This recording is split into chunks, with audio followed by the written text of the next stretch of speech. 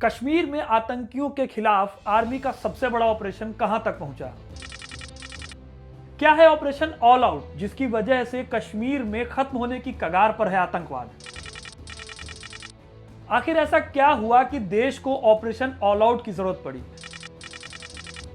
साल 2014 में लोकसभा चुनाव हुए। बीजेपी की सरकार प्रचंड बहुमत के साथ सत्ता में वापसी करती है। नरेंद्र मोदी प्रधानमंत्री बनते हैं। प्रधानमंत्री बनते ही उन्होंने घाटी में जीरो टॉलरेंस की नीति अपनाने की बात कही, यानी कि आतंकवादियों का पूरी तरह से सफाया। एक तरह से कहा जाए तो प्रधानमंत्री ने आतंकियों के खिलाफ एक्शन की खुली छूट सेना को दे दी थी। इसी साल जम्मू और कश्मीर में चुनाव होते हैं, जिसमें पीडीपी और भाजपा ने मिलकर एक बेमेल सरकार बना ली। ये बात बीजेपी के लिए सोने पर सुहागा वाली थी, क्योंकि केंद्र के साथ साथ जम्मू कश्मीर में भी इस पार्टी की सरकार बन गई थी। इसी के साथ नरेंद्र मोदी की आतंकियों के खिलाफ जीरो टॉलरेंस की नीति नेक्स्ट लेवल पर पहुंच गई। लेकिन 8 जुलाई साल 2016 को हिजबुल मुजाहिदीन के कमांडर बुरहान वानी का सेना ने एनकाउंटर कर दिया। इस एनकाउंटर के बाद घाटी में हालात बेकाबू हो गए। बुरहान वानी के फ्यूनरल में करीब 2 लाख लोग जमा हुए और इसके बाद सेना पर पत्थर फेंकने, स्कूलों में आग लगाने और पुलिस स्टेशनों पर हमला करने की कई घटनाएं हुई। और इसी के साथ घाटी में देश विरोधी माहौल बनने लगा और पाकिस्तान जिंदाबाद के नारे सुनाई देने लगे। इस माहौल का रिजल्ट देखने को मिला 10 जुलाई साल 2017 को, जब अमरनाथ यात्रा पर हमला हुआ, जिसमें 8 यात्री मारे गए और करीब 32 लोग घायल हुए।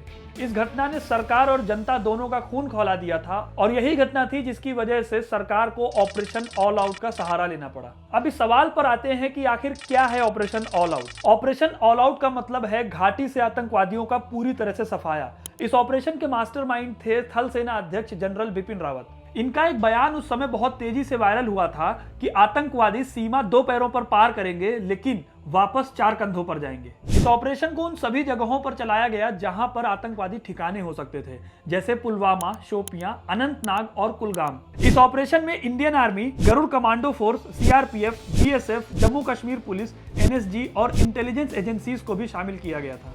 इन सभी यूनिट्स का काम लश्कर-ए-तैयबा, जैश-ए-मोहम्मद और हिजबुल मुजाहिदीन के आतंकियों को ठिकाने लगाना था। इस ऑपरेशन को शुरू करने से पहले एक ब्लूप्रिंट तैयार किया गया, जिसमें 258 आतंकवादियों की एक लिस्ट बनाई गई।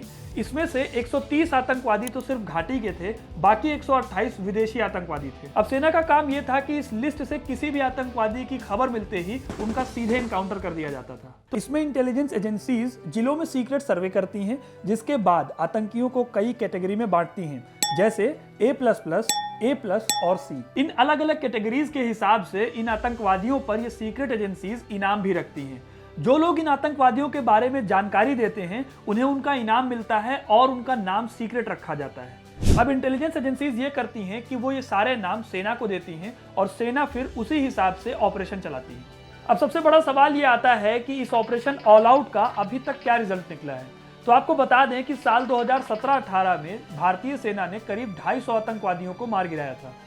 एक आंकड़े के मुताबिक साल 2018 से 2022 तक 950 से भी ज्यादा आतंकियों का सफाया हो चुका है। जाहिर सी बात है, इसमें सेना ने कई जवानों को खोया और जम्मू कश्मीर के कई लोगों को अपनी जान गंवानी पड़ी। अगर ताजा आंकड़ों की बात करें तो इस ऑपरेशन में अब तक 190 सिविलियंस, 195 सिक्योरिटी फोर्सेस और 102 पुलिस वालों की जान गई है। अब अगर ऑपरेशन ऑल आउट के रिजल्ट की बात करें तो जाहिर तौर पर घाटी में शांति और सुरक्षा का माहौल बना हुआ है और इसी वजह से यहाँ पर बिजनेस और टूरिज्म में भी काफी तेजी देखने को मिली है। अब अगर जम्मू और कश्मीर के हालात की बात करें तो 370 के हटने के बाद से यहाँ पर डेवलपमेंटल एक्टिविटीज बढ़ी हैं। साल 2019 में जम्मू और कश्मीर को अलग कर 2 यूनियन टेरिटरीज में बदल दिया गया।